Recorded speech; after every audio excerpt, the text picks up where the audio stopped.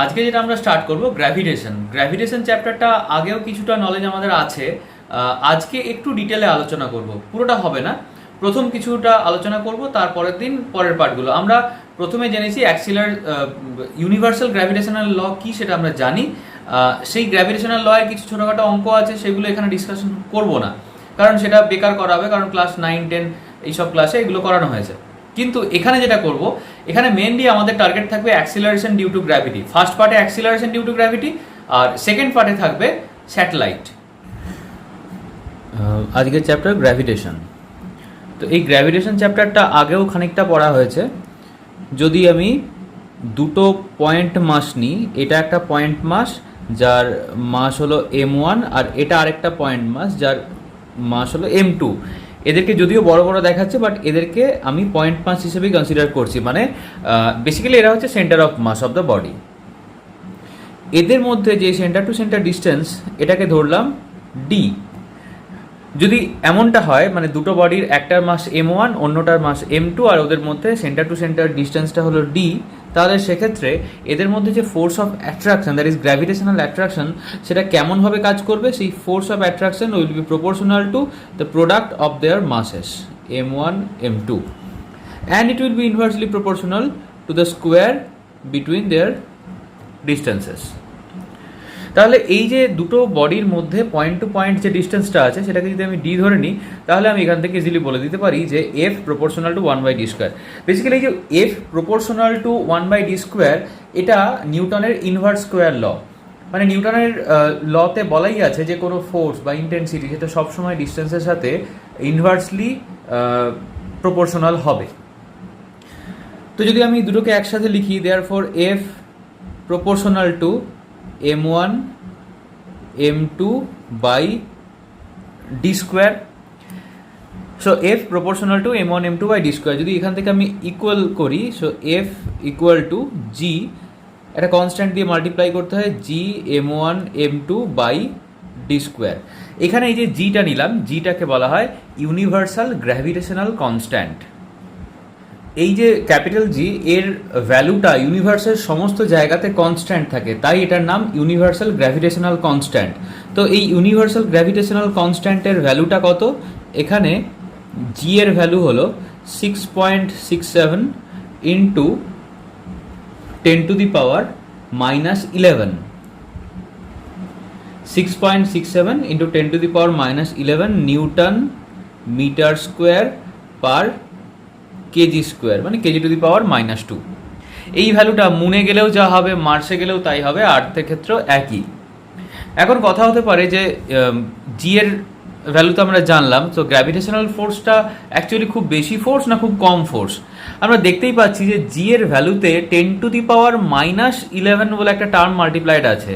তার মানে অ্যাকচুয়ালি এই যে ভ্যালুটা, এটা জি এর ভ্যালুটা খুবই কম, কারণ 10⁻⁻11 মানে মাল্টিপ্লাই করা মানে একের পাশে 11খানা শূন্য দিয়ে আমি ডিভাইড করছি, ফলে ভ্যালুটা অনেক ছোট হয়ে যাচ্ছে। সো জিটা যেহেতু এই পুরো টার্মটার সাথে মাল্টিপ্লাইড থাকছে, কাজেই এই পুরো টার্মটার ভ্যালুও ছোট হয়ে যাচ্ছে। So gravitational force basically weakest force in the universe. So gravitational force সম্পর্কে আমরা আগে জেনেছি, গ্র্যাভিটেশনাল ফোর্স কেমন, তার নেচার কী ধরনের হয়, সেগুলো একদম প্রথম যে চ্যাপ্টারটা ছিল, যেখানে আমরা ওই ফান্ডামেন্টাল ফোর্সগুলো পড়ছিলাম, সেখানে আমরা শিখেছি। আচ্ছা, এবার চলে যাই গ্র্যাভিটেশনাল অ্যাক্সিলারেশনের ক্ষেত্রে। সাপোজ এটা তো গ্র্যাভিটেশন বললাম, এবার যদি এই অ্যাট্রাকশনটা আর্থের সাথে, আর্থের ওপরে থাকা কোনো বডির ক্ষেত্রে হয়ে থাকে, তাহলে সেক্ষেত্রে আমরা ওটাকে বলবো গ্র্যাভিটি। ওকে, সাপোজ এটা আর্থ, এই আর্থের, এটা হলো আর্থের রেডিয়াস আর। আর্থের উপর একটা বডি এখানটাতে আছে, আর্থের ভলিউমের রেসপেক্টে এই বডিটার ভলিউম প্রায় নেগলিজিবল। আর্থের মাস ক্যাপিটাল এম, এই যে বডিটা, এই যে ছোট্ট পয়েন্টের মতো বডিটা, এটার মাস স্মল এম। আর্থের রেডিয়াস আর, আর ওই বডিটার রেডিয়াসও আছে, বাট সেই রেডিয়াসটা এতটাই ছোট যে আর্থের রেডিয়াসের কাছে সেটা নেগলিজিবল। আর্থের রেডিয়াস প্রায় 6385 বা ওই 6400 কিলোমিটার মতো হয়ে যাচ্ছে। তার রেসপেক্টে এই যে বডিটা, তার রেসপেক্টে মানে আর্থের রেডিয়াসের রেসপেক্টে বডিটার রেডিয়াস খুব ছোট, সেই কারণে সেটা আমরা নেগলেক্ট করছি। তো এদের মধ্যে gravitational force F equals to হবে G M M by R square, যেহেতু সেন্টার টু সেন্টার ডিস্টেন্সটা অলমোস্ট আর। এখন আমি যদি এটাকে একটু দেখি ভালো করে, এই যে ফোর্স যেটা আমি পেলাম গ্র্যাভিটেশনাল ফোর্স, সেই ফোর্সের একটা আলাদা নামও আমরা জানি। সেটা কীরকম?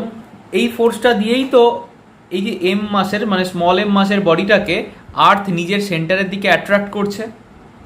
তো আর্থ কোনো বডিকে যে ফোর্স দিয়ে নিজের সেন্টারের দিকে অ্যাট্রাক্ট করে সেই ফোর্সকে কি বলে? সেই ফোর্সকে বলে ওই বডিটার ওয়েট। তার মানে এই বডিটাকে আর্থ যে ফোর্স দিয়ে অ্যাট্রাক্ট করছে সেটাই হলো weight as well as the gravitational force বা গ্র্যাভিটি অফ আর্থ। ঠিক আছে? তাহলে এই যে ওয়েট বললাম, কোনো বডির ওয়েটকে আমরা কি দিয়ে ডিনোট করি? এম ইন্টু জি। সো এই এফটাকে আমি লিখতে পারি এভাবে, এম ইন্টু জি। এম মানে মাস অফ দ্য বডি, আর জিটা হচ্ছে acceleration due to gravity, equal to G M M by R square. তো দু সাইডে স্মল এমটা কেটে যাচ্ছে, তাহলে এখান থেকে লিখতে পারবো G equal to capital G M by R square. এই হলো আমাদের অ্যাক্সিলারেশন ডিউ টু গ্র্যাভিটির সাথে ইউনিভার্সাল গ্র্যাভিটেশনাল কনস্ট্যান্টের রিলেশন। এটা পরীক্ষাতে প্রুফ করতে দেয়। এবারে আসবো ভেক্টর ফর্ম অফ গ্র্যাভিটেশনাল ল।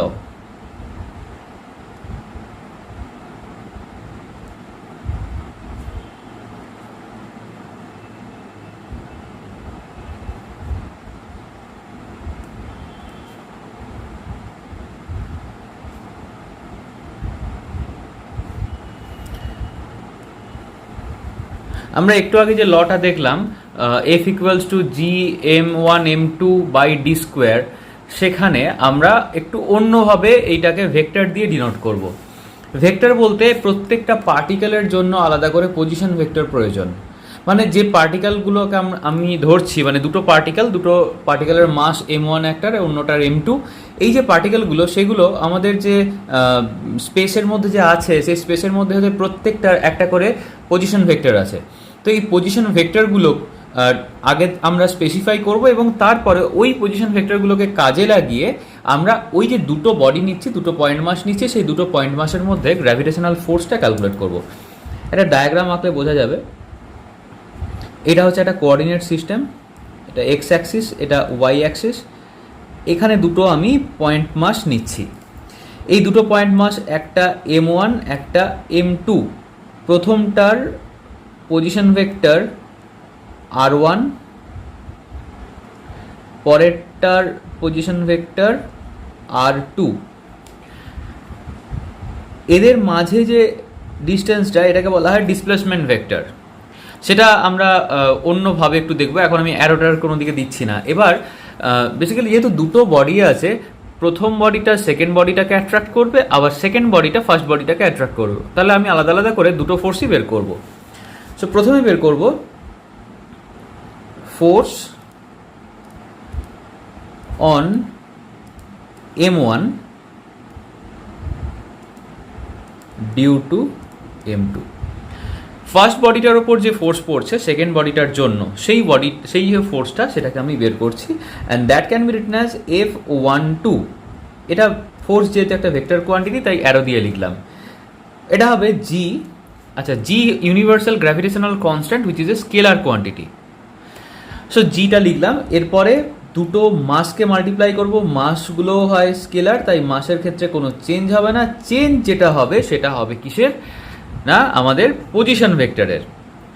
এখন এই যে আমি দুটো পয়েন্ট নিয়েছি, মানে পয়েন্ট মাস নিয়েছি এম ওয়ান আর এম টু, এই দুটো পয়েন্ট মাসের ক্ষেত্রে দুটো পয়েন্ট মাসের ইন্ডিভিজুয়াল ওদের পজিশন ভেক্টর আছে। এখন যদি আমি এই দুটোর মাঝে ডিসপ্লেসমেন্ট ভেক্টর বের করতে চাই, তাহলে আমাকে দেখতে হবে যে আমি কার থেকে কোন দিকে ডিসপ্লেস করানোর কথা ভাবছি। আমি যদি ধরে নিই যে আর টুটা বড় আর আর ওয়ানটা ছোট, তাহলে আমি বলে দিতে পারি যে এদের মধ্যে পজিশন ডিসপ্লেসমেন্ট ভেক্টরটা হবে R2 মাইনাস R1। সো আমি এটা লিখে নিই, R2 মাইনাস R1, এটাকে আমি ধরছি R12, and when R1 is greater than R2, তার মানে এভাবে লিখবো R1 মাইনাস R2, এটাকে লিখবো R21 হিসেবে। তাহলে দুটো আমি আলাদা আলাদা করে লিখে নিলাম। এবার এইখানে সেটা বসিয়ে দিই। যেহেতু প্রথমটা আমি কি করছি, force on M1 due to M2, তাহলে এখানেও আমি R12 বসাবো, R12, it is a vector. ঠিক আছে, আচ্ছা, ওকে। আমরা আরেকটা কাজ করতে পারি, এখানে ডাইরেক্টলি ভেক্টরটাকে না বসিয়ে আমরা শুধু আর লিখি, where R is the displacement vector between the 2 point masses. So যদি আমরা শুধুই আর লিখি, আর স্কোয়ার ইন্টু, এবার কোনো স্কেলার কোয়ান্টিটিকে, যেটা নর্মালি আমাদের ইউনিভার্সাল গ্র্যাভিটেশনাল লতে ছিল Gm1m2 বাই আর স্কোয়ার, কোনো স্কেলার কোয়ান্টিটিকে যদি আমি ভেক্টরে কনভার্ট করতে চাই, তাহলে আমাদের জানা আছে, যখন ভেক্টর চ্যাপ্টার আমরা পড়েছিলাম তখন জেনেছিলাম যে কোনো স্কেলারকে ভেক্টরে কনভার্ট করতে গেলে সেই স্কেলারটাকেই ইউনিট ভেক্টর দিয়ে মাল্টিপ্লাই করতে হয়। সো এখানে আমি আর এর ইউনিট ভেক্টরটাকে ধরলাম ভেক্টর আর ক্যাপ। এবার যেহেতু এখানে আমি F12 নিচ্ছি, মানে force on M1 due to M2, তাহলে এখানে আমাকে R12 নিতে হবে, বিকজ আমরা যেহেতু M1 এর উপর এফেক্টটা বের করতে চাইছি, তাহলে M2টা অবশ্যই বড়, নাহলে তো এর উপর এফেক্ট দিতে পারবে না, মানে M2 বলছি, R2টা অবশ্যই বড়। সেক্ষেত্রে এই R12 বসালাম এই ভ্যালুটা সহ। এবারে আমরা জানি কি ইউনিট ভেক্টর কাকে বলে। Unit vector is the ratio of a vector to its magnitude. তার মানে আমি এটাকে এভাবে লিখতে পারি, G into M1 M2 by R square into R12 vector by its magnitude, vector R12 mod. এবার এখানে যেটা অ্যাকচুয়ালি আর লিখেছি সেটা তো আসলে R12, মানে ম্যাগনিটিউড অফ R12। তার মানে আমি এটাকে আবার লিখতে পারি, G into M1 M2 by R12 vector and its mod whole square into R12 by mod of R12। মানে যেটা আমি শুধু আর স্কোয়ার লিখেছিলাম সেটাকে আমি একটু সাজিয়ে লিখলাম ভেক্টর R12 মডের হোল স্কোয়ার। এবারে এখানে নিচে একটা স্কোয়ার আছে আর এখানে একটা নর্মাল টার্ম আছে, তাহলে যদি মাল্টিপ্লাই করে দিই তাহলে কিউব হয়ে যাবে। So it will be G M1 M2 by R12 vector এর মড, সেটার whole cube into R12 vector itself. এবার এই যে R12 এখানে যে ভ্যালুটা ছিল সেটা পুট করে দেবো, সেটা বসালে হবে G M1 M2 by R2 minus R1 mod whole cube into R2 minus R1। এটা কার ভ্যালু পেলাম? এটা পেলাম F12 ভ্যালু। ঠিক আছে।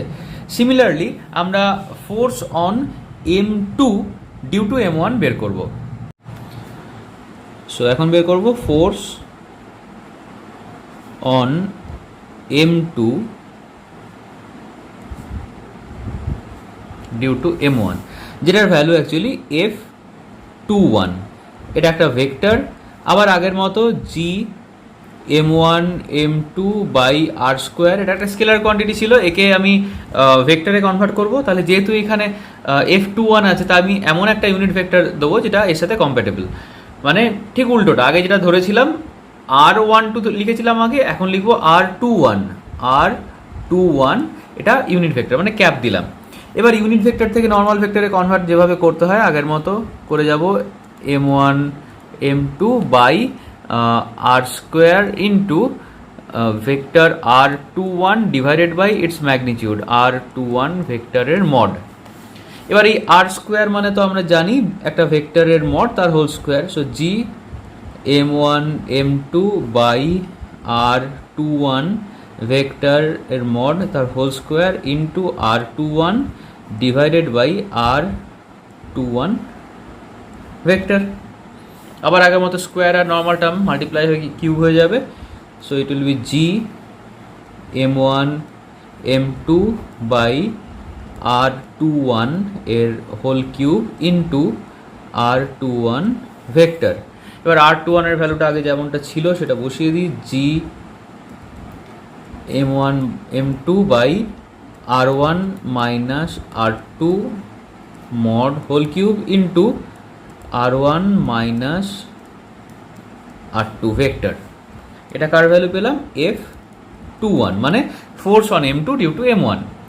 এবার যদি আমি দেখি এই যে নিচের যে টার্মটা আছে সেটাকে আমি আর টু মাইনাস আর ওয়ান করতে চাইছি, বিকজ আমাদের এফ টু ওয়ানের যে ভ্যালুটা ছিল এফ ওয়ান টু, তাতে নিচে ছিল আর টু মাইনাস আর ওয়ান, এখানেও আর টু মাইনাস আর ওয়ান ছিল। আমি কি করতে চাইছি, আমি এই যে এফ টু ওয়ান যেটা বেরোলো এই এফ টু ওয়ানটাকেও এফ ওয়ান টুর মতো করে সাজাতে চাইছি। এখানে হোল কিউব আছে, ঠিক আছে? সো হোল কিউব মানে ভেতরে যদি আমি একটা উল্টে দিই তাহলে মাইনাস কমন নিলাম, বাইরে ব্র্যাকেট, তার বাইরে হোল কিউব, মাইনাস ওয়ানের হোল কিউব কিন্তু মাইনাস ওয়ানই হয়, তার মানে নিচে একটা মাইনাস ওয়ান থেকে যাচ্ছে, আর ওপরে আর টু মাইনাস আর ওয়ান, সেই আর টু মাইনাস আর ওয়ানটা আবার যদি উল্টে দিই তাহলে এটা কেটে গেল। তার মানে আলটিমেটলি আমরা যদি একটু ক্যালকুলেট করে দেখি তাহলে দেখব therefore F one two equal to minus F two one হয়ে যাবে, মানে একটা মাইনাস সাইন এক্সট্রা থেকে যাবে, ঠিক আছে? এখন কথা হচ্ছে যে এই যে যেহেতু এটা মড আছে, মড থাকা মানে হোল কিউব মাইনাস ওয়ানের হোল কিউবটা মাইনাস ওয়ানই হয়, বাট যেহেতু মড আছে, মড থাকা মানে সেটা তো প্লাস হয়ে যাচ্ছে, তার মানে নিচে আর কোনো মাইনাস সাইন থাকছে না, এক্সট্রা মাইনাস সাইনটা ওপরে থাকছে, সেই কারণে F one two equal to F two one, মানে ফার্স্ট বডিটা সেকেন্ড বডিকে ঠিক যতটা ফোর্স দিয়ে অ্যাট্রাক্ট করবে, সেকেন্ড বডিটাও ফার্স্ট বডিটাকে একই ফোর্স দিয়ে অ্যাট্রাক্ট করবে, কিন্তু সেই ফোর্সের ডিরেকশনটা হবে উল্টো দিকে, মানে নেগেটিভ সাইনটা শুধুমাত্র ওই ডিরেকশনটাকেই সিগনিফাই করছে। তাহলে একটা কোয়েশ্চেন অ্যারাইজ করতে পারে যে আর্থ আর মুন দুজনই দুজনকে টানছে, সেম ফোর্স দিয়ে টানছে, তাহলে মুন আর্থের দিকে, আচ্ছা মুনের কথা ছেড়ে দিচ্ছি, আমি ধরি যে একটা বডি আমি ওপরে 10 তলার ছাদ থেকে ফেললাম একটা পাথরের টুকরো, সেটা মাটিতে এসে পড়বে, কেন পড়ছে? বিকজ আর্থ ওটাকে অ্যাট্রাক্ট করছে, কিন্তু গ্র্যাভিটেশনাল ল অনুযায়ী ওই পাথরটাও তো আর্থকে সেম ফোর্স দিয়ে অ্যাট্রাক্ট করছে, আমরা দেখতেই পাচ্ছি এখানে ফোর্সের ভ্যালুটা দুটো equal, F one two and F two one, দুটো ডিফারেন্ট মাস হওয়া সত্ত্বেও ফোর্সটা ইকুয়াল, তাহলে আর্থ কেন ওই পাথরটার দিকে এগিয়ে যাচ্ছে না? তার একটাই উত্তর হবে, আর্থ খুব ভারী বলে। এগিয়ে অবশ্যই যাচ্ছে, বাট আমরা তো জানি যে এমনভাবে ডিসপ্লেসমেন্ট হবে, যেহেতু এরা ইন্টারনাল ফোর্সের জন্য এদের মধ্যে অ্যাট্রাকশনটা কাজ করছে, তাই এদের মুভমেন্টটা এমনভাবে হবে যাতে এই দুটো পুরো সিস্টেমটার সেন্টার অফ মাসটা আনচেঞ্জড থাকে। সেন্টার অফ মাস চ্যাপ্টারে সেটা আমরা পড়েছি। কাজে এখানে যেহেতু আর্থ আর ওই বডিটা, ওই যে পাথরের টুকরোটা, এই দুটো বেসিক্যালি একটাই সিস্টেম, কাজে বাইরে থেকে তো ফোর্স অ্যাপ্লাইড হচ্ছে না, সো ইন্টারনাল ফোর্সের জন্য যদি কোনো মুভমেন্ট হয় তাহলে সেক্ষেত্রে সেন্টার অফ মাসের কোনো চেঞ্জ হবে না, সেন্টার অফ মাসের পজিশনের কোনো চেঞ্জ হবে না। এখন যেহেতু প্রথম পাথরের টুকরোটা হালকা আর আর্থটা খুব ভারী, তাহলে যে বডিটা হালকা সেই বডিটার ডিসপ্লেসমেন্ট বেশি হবে, যে বডিটা ভারী সেই বডিটার ডিসপ্লেসমেন্ট কম হবে, ঠিক ওই মাসের রেশিওতে ওদের ডিসপ্লেসমেন্টটা হবে, যেহেতু মাসের রেশিওটা হিউজ, সেই কারণে ওদের ডিসপ্লেসমেন্টের ডিফারেন্সটা হিউজ হবে। কাজেই আর্থ অবশ্যই ডিসপ্লেস করছে, কিন্তু সেটা এতটাই কম, এতটাই অল্প, যেটাকে আমরা মেজার করতে পারছি না। এরপর আমরা বের করব আর্থের মাস অ্যান্ড ডেনসিটি।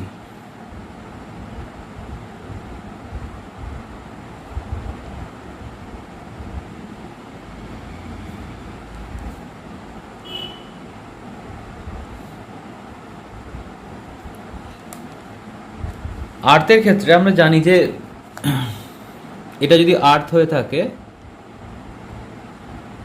এই হলো আর্থের সেন্টার আর এটা হচ্ছে আর্থের রেডিয়াস, কোন একটা বডি এর উপরে রয়েছে, এর একদম সারফেসের ওপরে, এই বডিটার মাস এম আর আর্থের মাস ক্যাপিটাল এম। সো এই যে জি এর এক্সপ্রেশন আমরা একটু আগে যেটা বের করলাম একবার দেখাই। জি এর এক্সপ্রেশন মানে small G, acceleration due to gravity, this is called acceleration due to gravity. So acceleration due to গ্র্যাভিটির যে এক্সপ্রেশন আমরা বের করেছি সেখানে কিন্তু স্মল এম এর কোনো টার্ম নেই, G M by R square. That means এখানে আমরা বলতেই পারি যে একটা হালকা বডি যদি ওপর থেকে পড়ে তাহলে ওই বডিটারও যা অ্যাক্সিলারেশন হবে, একটা ভারী বডি যদি ওপর থেকে পড়ে ফ্রি ফল হয় তাহলে তারও অ্যাক্সিলারেশন একই হবে। So acceleration due to gravity doesn't depend on the mass of the body, mass of the free falling body. তাহলে একটা পালক, ফেদার বা একটা কাগজের টুকরো বা একটা ভারী বল সবাই তো উপর থেকে যখন ফেলা হয় একসাথে পড়ে না। কেন পড়ে না? কিন্তু হিসেব বলছে যে জি একই হওয়া উচিত সবার ক্ষেত্রে। অ্যাকচুয়ালি যেগুলো হালকা সেগুলো ওপর থেকে না পড়ার একটাই কারণ হলো এয়ার রেজিস্ট্যান্স। যদি আমরা এয়ার ফ্রি বা ভ্যাকিউমে গিয়ে এই এক্সপেরিমেন্টটা করতে পারতাম তাহলে দেখতাম যে সবগুলো একই সময়ে নিচে পড়ছে। সো এটা শুধুমাত্র এয়ার রেজিস্ট্যান্সের জন্য। আচ্ছা, এবার আমরা এই যে ফর্মুলাটা G equal to G M by R square এটাকে ইউজ করে আমরা আর্থের মাস আর আর্থের ডেন্সিটি বের করব। আগেই বলে রাখি যে আর্থের radius of earth R equal to প্রায় 6400 কিলোমিটার, 6385 মতো হয়। সো এটাকে আমরা লিখছি 6.4 ইন্টু 10⁶ মিটার। এটা হলো আর্থের রেডিয়াস। আর জি এর ভ্যালু আমরা অলরেডি জেনেছি 6.67 into 10⁻⁻11 newton metre square per kg square. আর স্মল জির ভ্যালু কত? স্মল জির ভ্যালু আর্থের সারফেসে হয় 9.8 মিটার পার সেকেন্ড স্কোয়ার। ঠিক আছে, এটা কি করে বেরোচ্ছে সেটাও জাস্ট এই G M by R square, G এর ভ্যালু এটা মাসের ভ্যালু যেটা এক্ষুনি বের করবো সেটা পুট করবো এবং আর এর ভ্যালুটা যদি ওই আগের ফর্মুলাতে বসিয়ে দিই তাহলে স্মল জি ভ্যালুটা বেরিয়ে যাবে। বা এটা আমরা এক্সপেরিমেন্টালি করতে পারি, যেটা ক্লাস 10-এ একটা এক্সপেরিমেন্ট ছিল, পেন্ডুলামের এক্সপেরিমেন্ট, 10-এ না 9-এ বোধহয় ছিল পেন্ডুলামের এক্সপেরিমেন্ট। তো সেই পেন্ডুলামের টাইম পিরিয়ড থেকেও আমরা অ্যাক্সেলারেশন ডিউ টু গ্র্যাভিটির ভ্যালুটা বের করেছিলাম। এবার এই যে ফর্মুলাটা ছিল আমাদের কাছে সেটা লিখি, we have G equal to G M by R square, এটা আমরা জানি। সো এখান থেকে আমরা লিখতেই পারি যে M equal to G R square by capital G. এবার ভ্যালুগুলো পুট করতে থাকি, 9.8 ইন্টু 6.4 ইন্টু 10⁶ এর whole square divided by g, that is 6.67 into 10⁻⁻11. So 9.8 মানে জি এর ভ্যালুটা বসালাম, আর এর ভ্যালু বসিয়ে তার স্কোয়ারটা বসিয়ে দিয়েছি এবং নিচে ডিভাইড করেছি। এটা ক্যালকুলেট করলে, এক মিনিট,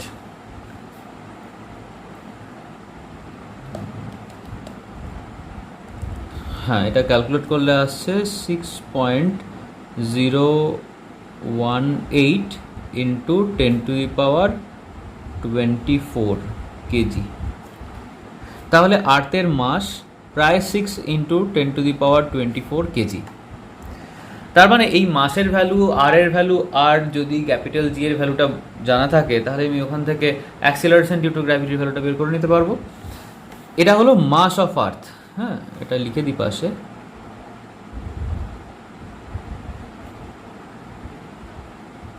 মাস অফ আর্থ। এবার যদি ডেনসিটি বের করতে চাই তাহলে ডেনসিটির ফর্মুলা কি? Mass by volume. So density of earth rho equal to mass of earth divided by volume of earth. V হচ্ছে ভলিউম অফ আর্থ। সো মাসের ভ্যালুটা তো আমরা জানি। আচ্ছা, এখন ভ্যালুটা বসাচ্ছি না, ওপরটা এমই রাখি, নিচে ভি এর বদলে আর্থটাকে যদি আমি স্ফিয়ার ধরে নিই তাহলে স্ফিয়ারের যা ভলিউমের ফর্মুলা হয় 4/3 পাই আর কিউব, এই ফর্মুলাতে বসালাম তাহলে 3টা উপরে উঠে যাবে, that is 3m/4 pi R cube. ঠিক আছে, এটা রো এর value. So 3m/4 pi R cube.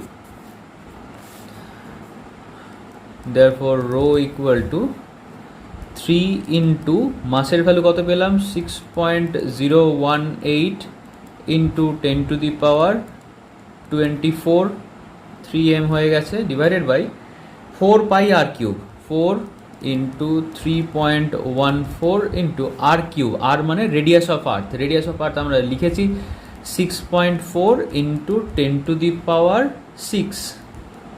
এটার হোল কিউব। যদি এটাকে ক্যালকুলেট করা যায় তাহলে 3 ইন্টু 6.018 10⁻²৪ ডিভাইডেড বাই 4 ইন্টু 3. আচ্ছা,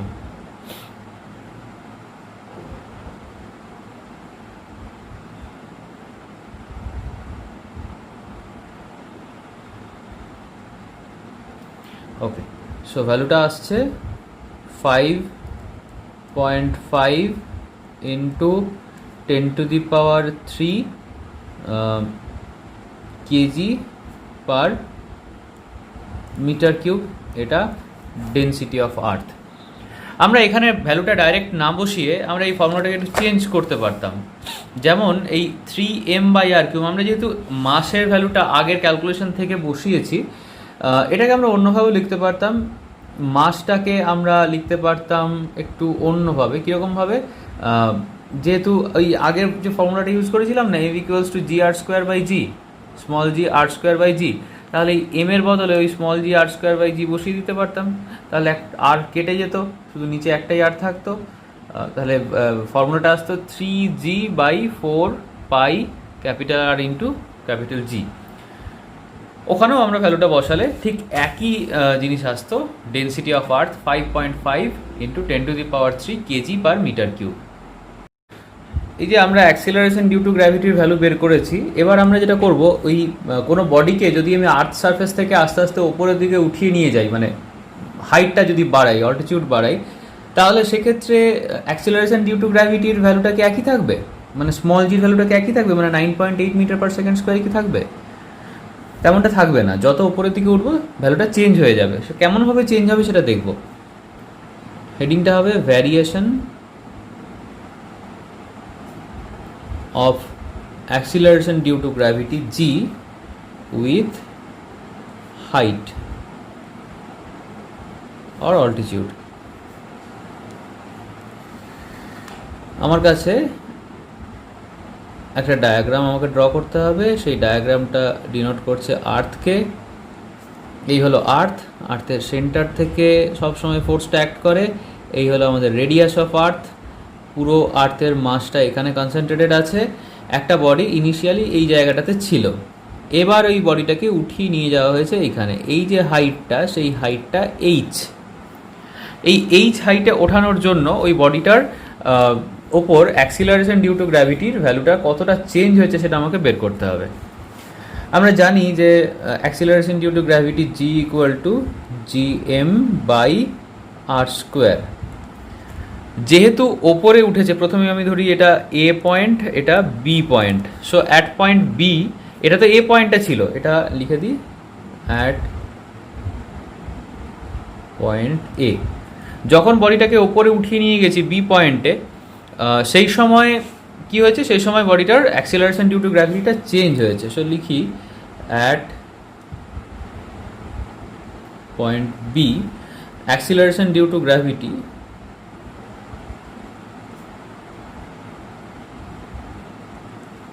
এটাকে আমি জি ড্যাশ ধরছি। জি ড্যাশ চেঞ্জ হয়ে কত হয়েছে?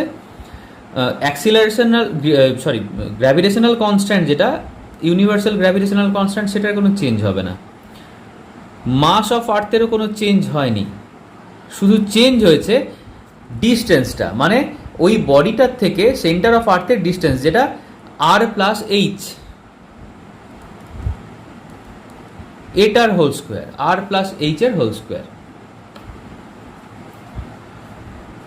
এটাকে আমি আরেকবার একটু সাজিয়ে লিখি, gm/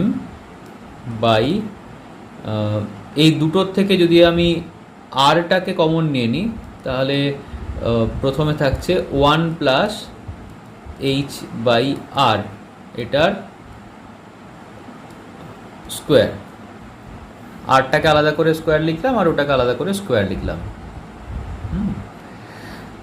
এই gm/r², এই gm/r² তো জি এর ভ্যালু। তার মানে শুধু এইটুকু পার্ট হচ্ছে জি। সো আমি এটাকে লিখতে পারি জি বাই 1 প্লাস এইচ বাই আর এটার হোল স্কোয়ার, এটা জি ড্যাশের ভ্যালু। আচ্ছা, এইটাকে আমাদেরকে মনে রাখতে হবে, এটা কিন্তু আমাদের একটা ইম্পর্টেন্ট ফর্মুলা, ঠিক আছে? এটাকে আমি ইকুয়েশন 1 হিসেবে ধরে নিচ্ছি, পরে বলছি কেন ইম্পর্টেন্ট। এবারে আসি আরেকটু ক্যালকুলেশনে। আমি এটাকে এভাবে লিখতে পারি G dash equal to G into 1 plus H by R and power -2। নিচে স্কোয়ার ছিল, ওপরে ওঠাচ্ছি, পাওয়ারটা -2 হয়ে গেল। এবার আমি যেটা করব সেটা করব কি, বাইনোমিয়াল থিওরেম অ্যাপ্লাই করব। So applying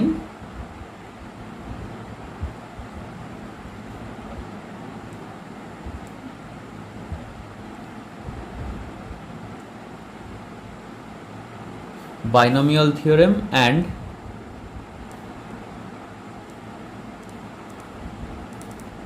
neglecting higher order terms। দেখি বাইনোমিয়াল থিওরেমটা কি জিনিস। Suppose 1 plus X whole to the power -2, এটাকে যদি আমি ভাঙতে থাকি, এই যে চেনটা বেরোবে, সেই চেনটা কেমন হবে, 1টা 1ই থাকলো, প্লাস এই যে -2টা আছে না, সেই -2টা এর সাথে মাল্টিপ্লাই হয়ে যাবে, -2x whole to the power 1 plus -2x whole to the power 2 plus -2x whole to the power 3, এইভাবে চলতে থাকবে।